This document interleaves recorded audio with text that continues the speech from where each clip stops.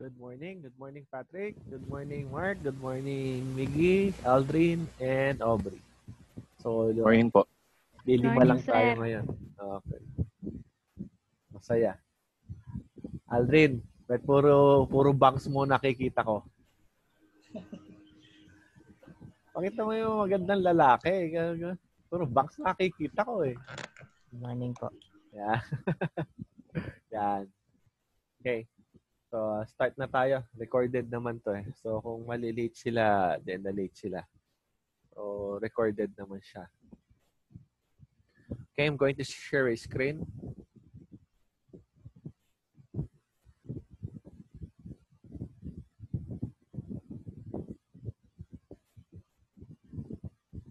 Kita na, Aubrey?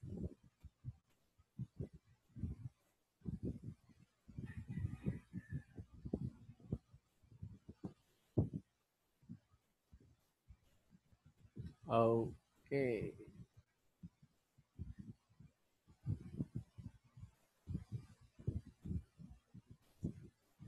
Okay, paki-open yung webcam para makita ko yung mga mukha nyo. Ilan lang tayo, tapos di pa tayo nakakakitaan. Okay, si Aubrey, yan, nakita ko na. Si Mark, wala. Si Allen, hindi ko pa nakikita. Si Mike, nagpakita lang, nagtago ulit. Okay, si Eric, nagtatago. Si Miggy rin, nakatago. Okay, yan. Pogi-pogi talaga ni Allen. Okay, so let's start. Gusto ko makita kayo kung paano yung reaction ng mukha nyo habang dinidiscuss ko to, ha? Kasi, ewan ko lang kung masyak kayo o matuwa kayo sa i-discuss ko. Now, we're done with the app research. So, doon tayo nagsimula. Research tayo regarding sa apps. Paki-remind ako pag yung medyo yung audio ko humihina kasi nag-warning. Medyo na yung CPU ko na nahihirapan na yung CPU ko. Siguro marami nakaload ako application. Okay, so we're done with the app research and the students collaborate with students with the same projects. So, kumbaga, yung mga estudyante na may ginagawa na may magkakaparehas na apps, ang nangyari na sa atin, nag-collaborate. Kumbaga, nag-set sila ng isang group, nag-collaborate sila. They talk about the common fields they use on the application. Kumbaga, nagkaroon sila ng sharing na ito yung mga fields na gagamitin natin. Ito yung mga common fields. Then, naglagay din tayo ng common features. Alam ko 3 yon. And yung 3 common features, kumbaga magko-contribute ang bawat isa, magbibigay. Tapos may 3 na hindi ko alam kung 3 talaga pero natatanda ko kasi 3. Kung nabawasan man, saya. Kung nagkulang man, malas ko. So, 3 ng common fields, nag-share kayo. So, meron isang common fields na pare-parehas kayo. Now, nag-share din kayo ng research nyo regarding the application. So, binigay sa group yon, nag-share. And then, up to the point na na-create na tayo ng tinatawag na detailed business flow. So, ngayon, for submission yung detailed business flow. May mga iba na nag-submit, bonggang-bongga, detailed talaga, very good. And yung mga iba naman, medyo kulang pa. Pero counted na rin yun as sa business detailed flow. Now, every application has this detailed business flow. Lahat kayo meron ng business transaction sinend na sa akin. Pero mga iba na hindi pa rin nakapag-send pero let's say nakapag-submit na sila. Now, pinadefine ko din yung mga user roles o yung task ng every user. So, in-identify nyo na kung sino-sino yung mga users nyo ng program na ginagawa nyo o ng application na ginagawa nyo. So, na-identify and inilagay nyo na rin doon sa ilalim kung ano yung mga task na ginagawa nila. Then, after that, gumawa na kayo ng final list of fields, yung pinaka-final list ng fields na gagamitin nyo sa project. Okay? Now, dito tayo ngayon sa merging of application. Okay? Merging of application. Sir, what is merging of application? Patrick, what can you say about merging of application? Allen, kasi dalawa. Nandito na ba si Allen? Bali po yung parang pagsasamahin po. Merging. Pagsasamahin ng alin? Yung mga application po na ginawa namin. Okay. So, pagsasamahin. Kasi from the word itself, merging, merong pagsasama-sama na mangyayari. Now, sabi nga ni Allen, pagsasamahin yung mga application na ginawa. Now, to tell us further, ano kaya yung idea ni Aldrin nung narinig niya yung merging of application? Yung parang sa amin po, sir, kasi... Aldrin, mahina. Hello po. Sige. Yung sa amin po, parang iba-iba po kasi kami ng services yung sa application po. Then kung pagsasamahin po siya, parang sa isang app po, tapos iba't ibang service. Yun po yung... Okay. So, according to Aldrin, dahil iba-iba yung ginagawa nyo, dahil magkakaiba ginagawa nyo, may reservation, may order and delivery, may sa sales, may inventory. Ang sinasabi niya, dahil iba-iba yung ginagawa nyo, yung iba-iba na to ang pagsasamahin. That is according to Aldrin. Kay kay Allen, ang sinabi niya, pagsama-samahin. Wala siyang na-mention.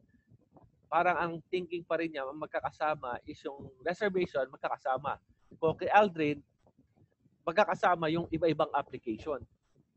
Okay, how about kay Miggy, kay Jose Miguel? What is your idea of merging of applications?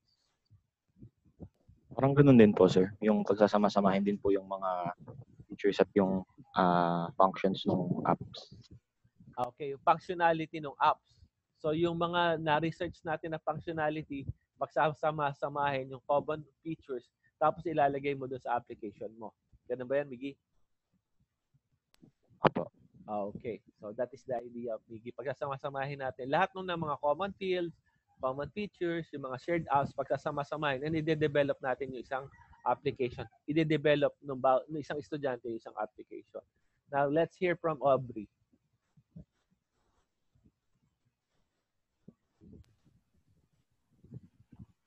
Aubrey? No, sir. Yung mga application na ni-research namin, parang parang lalagyan na namin siya ng security. Okay. So, yung sa subject natin. Lalagyan na natin pag kukumpletuhin na natin, kumbaga gano'n. Yung ni-research no regarding sa isang application, kukumpletuhin natin yung mga features niya. Lalagyan na natin ng security, lalagyan na natin yung mga features, lalagyan na natin yung mga fields, yung mga, kumbaga lahat ng ni-research natin, ilalagay na natin, kukumpletuhin na natin siya. Last one. Hey, Albert. Albert, may I know your idea, your thinking regarding the merging of application?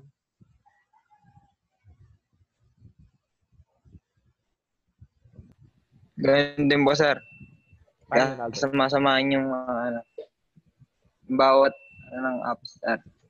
Yung bawat apps pagsasama-samahin. So, may ordering, tsaka yung inventory, yung magsasama-sama sila. Ganun ba yun, Albert? Hindi po, inventory po yung mga apps doon. Lahat ng mga ni-research tungkol sa inventory, sama-sama sila. Ganon. Sa group po. Sa group. Okay. So, sabi ko kanina, last na si Albert, pero gusto ko marinig yung idea ni Mike. Mike. Ako po, sir. Si Mike. Ay, dalawa pala kayong Mike. So, sige. Ochoa, sige. Si Ochoa. Ano, sir? Sige. Feeling ko po, baka po pagsama-samahin yung lahat. Pagsama-samahin yung lahat. So, same with the idea of Miggy. Ganun Opo. nararamdaman mo? Opo. Ganun ang tinitibok ng puso mo. Okay, sige. Pagsama-samahin lahat. Sige. Sige, si Mike naman. Si Mike Sanchez. Dalawa pala kayo, Mike.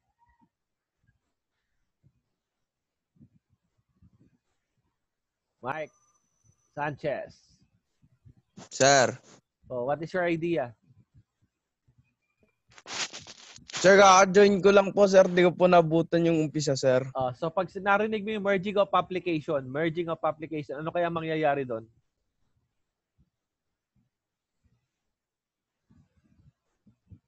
Mike? Wala. O, Dan. Sir, wala po idea, sir. O, sige, Dan. Daniel. Sir, So, merging of applications. idea ko lang po dun sa emerging technology. Paano yan? Application po. Yung parang, yung mga nag-e-exist na po na application yun. Yung nag-exist na application, ano gagawin natin? Yung parang, yung tulad po ng pinagawa nyo sa amin, parang nag-research po kami, kumuha po kami ng idea, tapos parang i-input po namin dun sa ide-develop po naming application. Okay. Yun lang po yung idea ko. Okay. So, thank you for the students that participate. So, sabi ko nga, nagsimula tayo ng application research. Then, after ng research natin, we already see the common fields, common features, and you shared yung application and research nyo. Nakatapos na kayo ng detailed business flow, yung user roles and tasks na define nyo na. Yung final list ng fields nyo, meron na kayo. Then, meron tayong merging fields. Remember, ang topic natin, ang course natin or subject natin is CC 105. Am I right? CC 105, tama? Opo. CC 105, which is information management. Okay. So, information management, we're dealing with information. And dealing with information such as a table with a, like for example, reservation application na mga information na meron yon is very common. Alam nyo nang mag-handle nun eh. Okay? Very common sa inyo mag-handle ng isang application tapos meron siyang database. Kasi ginagawa na natin yun na nakaraan semester. At kayang-kaya nyong paikutin sa kamay nyo yun. So meaning to say, kung yun ang paggagawa ko sa inyo, wala akong tinurong bago. Okay? Wala kayong na-develop na skill. So, meaning to say, hindi ganun ang gagawin natin. Kasi alam nyo kung paano mag-develop ng database na isang application lang. Okay? Isang application lang, alam nyo mag-develop nun eh. Kaya nyo yun, may idea na kayo nun eh. Nakakagawa na nga kayo ng diagram nun eh. So, na-experience nyo na yun. Ngayon, ipapa-experience ko sa inyo is to merge other application to the existing application that you are creating. Now, there are application na sales, inventory, reservation and delivery and order, and reservation. So may existing na 4 na application tayo. So sa idea ni Mike at ni Miggy, yung 4 na to pagsasama-samahin natin at igagawa natin sila ng database. Ayos ba? Di ba? Igagawa natin sila. Kasi yung paggawa nyo ng database, yung ginagawa nyo na to, kala nyo ba nararamdaman ko, pinepetix-petix nyo lang yan. Kasi alam nyo na eh. Kumbaga, hindi na kayo na-stress eh. Isasabit pala itong detailed business flow. Napakamaning-mani. Hindi man kayo na puwersa eh. Kumbaga, nick of time sa last minute na tsaka ka lang gumawa at nagawa mo kaagad. Kasi nga, sanay ka na. Pero ngayon, meron ka ngayon different application na i-consider.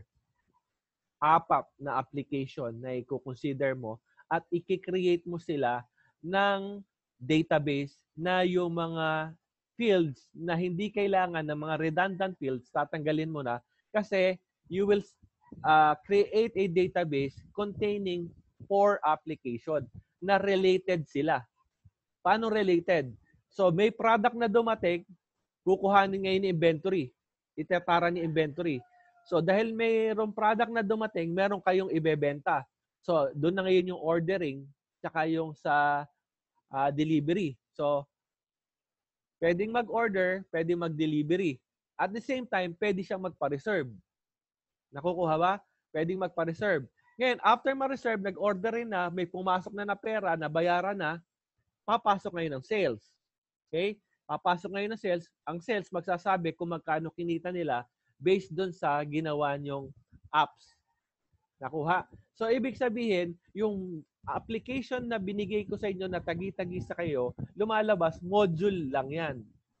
Meron kayong 4 na module na bawat isa hawak. So, ibig sabihin, ano sabi ko, huwag nyo munang mahalin yung grupo nyo. Huwag nyo munang mahalin ang grupo nyo dahil yung grupo nyo, hindi yan ang grupo nyo. Okay? Collaboration lang yan. Nakapag-collaborate ka lang with the same people na merong application na ginagawa niya. Meaning to say, magkakahiwa-hiwalay na ulit kayo.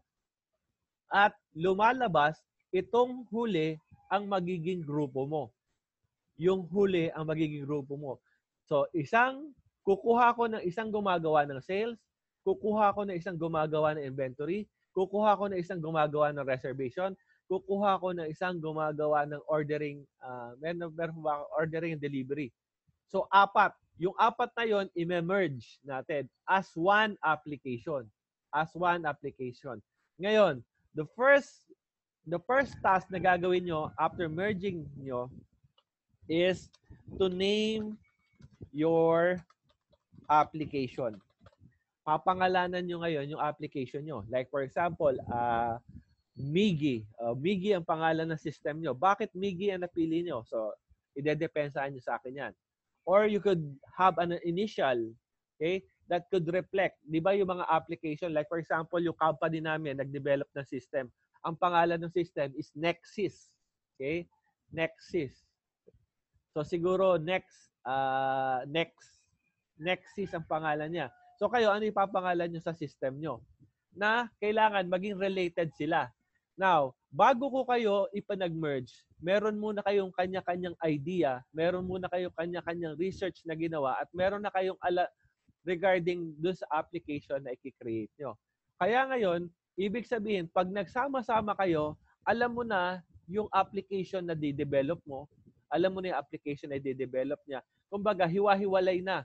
Ngayon, mag-merge tayo, yung alam mo na dapat na hindi mawala na field sa'yo, kailangan alam mo. Kasi hindi magpa-function yung features na gusto mong iset sa application mo. Kailangan hindi mawala yon.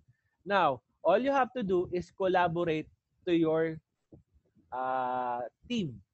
Pag-usapan yung mabuti na ito kailangan hindi ito mawala. Ito kailangan to ganito. But remember, isang company ang de-developan natin. Hindi pwedeng nagde-develop ng application app is for clinic. Hindi pwedeng ang sales mo, ang binebenta mo naman is tires, mga gulong. Tapos ang reservation mo, clinic. No. Ang gagawa tayo ng application na generic na pwede sa lahat. Okay? Lahat is magde-develop ng generic application. At yung generic application that can cater any company na gusto nilang i-monitor ang sales, gusto nilang i-monitor ang inventory, gusto nilang i-monitor ang delivery, orders, tsaka reservation. Is that clear? Clear tayo doon? Clear. Now, first task is to name your application. Para hindi ka mahirapan magpangalan ng application mo, bibigyan kita ng kasama. Okay? Bigyan kita ng kasama. So, first group. This is our first group. Dave, Aubrey, Jade, and Francis. This is the first group. Second group. Si Angela, si Mike, si Eric, and Miggy. Third group. Lester, Ann, Mike, and Albert. Fourth group. Daniel, Patrick, Rodelyn, Edison. And the last group is Mary, Liz, Aldrin, and Allen. Okay? Now, nilagay ko si Allen tsaka si Aldrin, pinagsama ko yung dalawa kasi meron silang isang problema. Isa lang problema nila. Kasi si Mary tsaka si Liz, isang application lang ang ginagawa nila. Si Aldrin may isang application na ginagawa. Si Allen may isang application na ginagawa. So, ibig sabihin, may isang application dito na wala silang kagrupo na gagawa nun. Merong isa.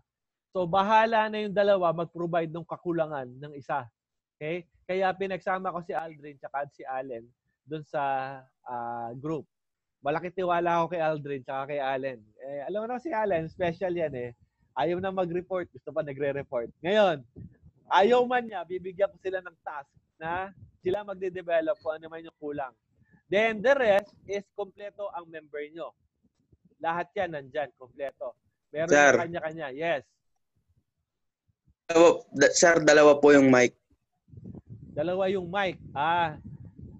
Hinahanap mo kung saan ka dito. Tama ba? Opo, sir. Asan ba yung mic? Si Mike, dito ka, Sanchez. Ito, Sanchez to. Kila Albert po, sir. Wait. This one. Ano ang dinedevelop mo? Teka ha. Angela, ano dinedevelop kong application? Sales po. Ha? Sales. Sales? Eric, ano ikaw? Eric? Miggy, ikaw? Reservation po. Reservation. Si Eric po, sir, inventory. Inventory. O, Mike, ikaw, ano dinedevelop mo? Sanchez? Sanchez? Sir. Ano sa'yo? Sir, teka lang, nakakalimutan ko. Parang. Yung tawag sir. For feeling ko, dito ka. Dito ka. Yan, dito ka. Diyan ka Ano yata yun, sir? Easy payment ba yun? Dito ka kaila Angela ka. Kasi si Aba, Lester, tsaka this one is si Ochoa to. Okay, si Ochoa. Okay? So, any questions? So, ang unang purpose nyo, kasi, so nakita na yung listing ha. Ang purpose nyo, i-close ko na muna. Ang unang purpose nyo is to know kung ano yung ipapangalan nyo sa grupo nyo. Yun yung unang purpose na gagawin nyo. Magko-collaborate kayo. Ano yung papangalan nyo dun sa application na kinikreate nyo. 2, I will give you 1 hour, okay, 1 hour para mag-usap-usap kayo. Okay? Mag-usap-usap kayo ng kagrupo nyo. So, ibig sabihin, by 9:40, babalik kayo dito, then pag-usapan nyo ng grupo nyo kung ano yung naging reaction nyo doon sa nakita nyo. Kailangan makipag-coordinate kayo na isa lang type ng product ang ipupush nyo. At ang kine-create nating application is generic. Lahat pwedeng gumamit ng application na i-create nyo. Kasi baka mamaya dyan may hospital, may ganito. Now, doon sa interface ng design, di ba nagde-design kayo sa 105? Okay lang yon, dire-diretso lang yon. Hindi natin gagalawin yon. Kung naisip mo na pang-clinic ang gawin mo. Pero ang sinasabi ko dito sa 106, yung database nyo, pagsasama-samahin natin. Ano yung mga fields na matatanggal, ano yung fields na mawawala, ano yung fields na madadagdag, kasi may redundant. For example, name of customer, client, di ba? Lahat ng application may name of customer, may name of client. So, isa na lang na name of client ang gagamitin nyo kasi all throughout the process, yun lang din naman ang magagamit niya. Nakukuha ba? Nakukuha. Now, pag-usapan nyo, and ang magiging assignment nyo is to finalize yung combination ng mga fields tsaka finalize yung combination ng business transaction. Okay? I-merge na natin. Pagsasama-samahin na natin.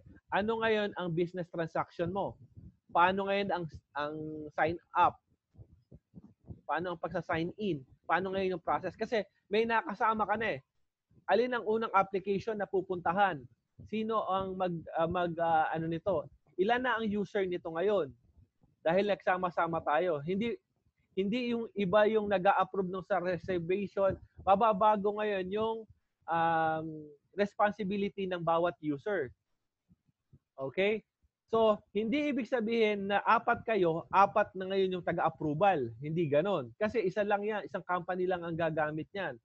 Okay? Kaya ngayon, pag-isipan nyo mabuti, paano kayo magbe-merge. Okay? Now, ibigyan ko kayo ng, bumalik na lang kayo dito. Okay, bumalik na lang kayo dito. Then, pagbalik nyo dito, magse-set up tayo ng ibe-breakout rooms ko kayo, paghihiwa-hiwalayin ko kayo, tapos doon na lang kayo mag-usap. So, after ng breakout rooms nyo, mag-session tayo ulit, balik kayo ulit sa akin. Okay? Tapos, i-report nyo sa akin kung ano yung napagbitingan nyo. Okay? Now, kailangan maliwanag na ang gagawin nyo, maliwanag na yung techniques ng pagde-design nyo. Na-delegate nyo na rin yung mga tasks. Okay? Alam nyo na kung ano yung mga duties and responsibility ng kagrupo nyo. Ito na yung kagrupo nyo ngayon. Okay? Ramdam ko nga kasi masaya na kayo sa grupo nyo nung nakaraan. Eh, ha? Talos, masaya na kayo. Ha? Hindi nyo alam, bago palang grupo. O baka natuwa kasi bago na grupo sa wakas. Napalitan din. Ito yung dinadalangin ko, matagal na. Buti na lang, nagpalit ng grupo. Parang ganon eh. Hindi ba ganon? Ay, salamat. Napalitan ng grupo. Yung pasaway, nalipat na sa iba. Okay, magkakaalaman tayo. Wala na si Jelay. Wala na si Jelay. Umalis na ba? Ay, wala. Kayo magkasama, Daniel, nung nakaraan.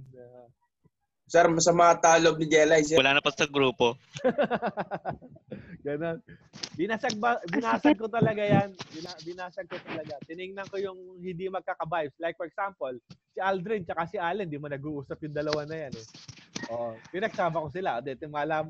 Mag-usap sila ngayon. Okay? Talagang binasag ko tsaka tiningnan ko talaga, binalanse ko na makakagawa. Balance yan. Walang lugi dyan. So, kung si Allen, medyo mabilis gumawa, at si Dublin, medyo mabilis gumawa. Ang ginawa ko, dinagdagan ko sila ng task kasi kulang sila na isang tao doon. Di ba? Ganun lang yan. Balance yan. Kaya walang magre-reklamo. Okay? So, balik tayo ng 8:50 para meron tayong at least 12 minutes break. So, 8:50 tapos pagsasama-samahin ko kayo sa grupo. Okay? Hati-hatiin ko kayo sa grupo. Okay? So, see you ng 8:50. Then, tsaka na lang kayo mag-meeting. Ako na lang magsaset ng meeting. Baka hindi naman kayo mag-meeting eh. Okay? Sige. So, 8:50. See you guys.